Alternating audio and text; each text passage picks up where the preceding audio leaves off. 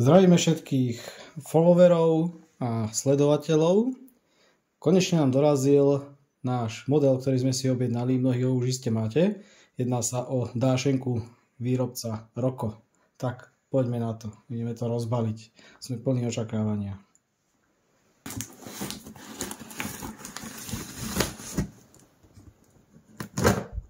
Zabalené to je poriadne.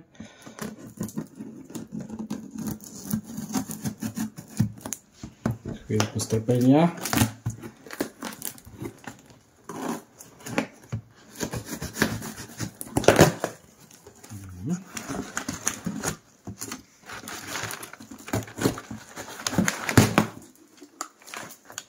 Veľkosť krabice nezodpovedá obsahu,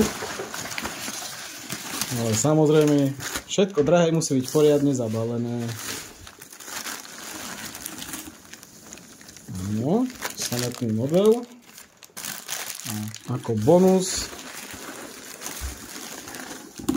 bonus katalógy Bosch a Acme. Wow, ale to je 2020 starý. No nič.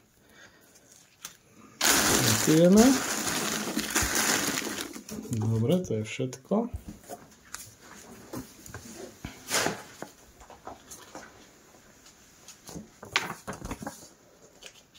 Už má zaujímavé stavebnice, prepracované do detailov.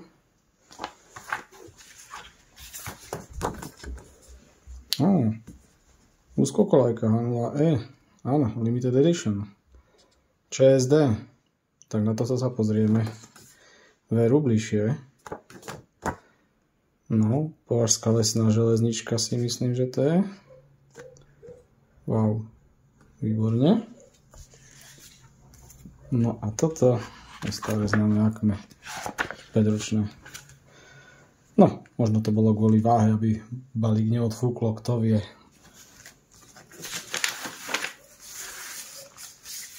Dobre. No. Klasická krabička Roko. Môžete vidieť číslo, čiže zvuková verzia. Otvoríme.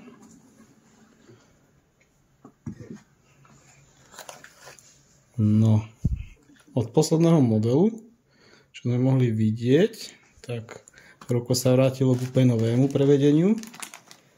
Takže absentuje tá klasická plastová otváracia alebo plastový otvárací skelet. Je to zabalené tak, že netrčí nám druhá strana. Takže trošku invazívneho zásahu neuškodí. No a štandardné doplnky. Leptané doplnky z SSK. Číslo, to tam asi nebude dobre vidieť. 750 183.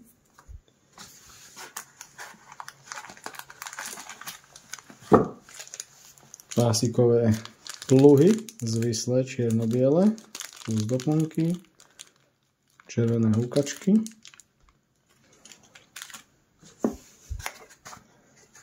No a na spodku by malo byť samozrejme klasicky balenie datasheetov manuálovou náhodou. Takže pozrieme sa na samotný model. Krásne. Už teraz vyzerá veľmi odvážne ten nástrek. Chcelo by to asi lepšie svetlo, lebo nedokážeme zaostriť. Ku predstaveniu modela. Má krásne čierne kruhy okolo okienok. Blesk je síto žltý. Nesmie chýbať meno dášenka. Keď sa pozrieme do stanovišťa strojvedúceho, tak absentuje obsluha. Žiaden ručný vodič. A dokonca nebol ani pribalený.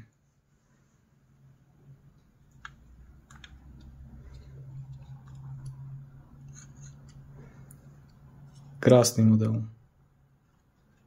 Už sa teším, keď ho postavíme na testovaciu trať.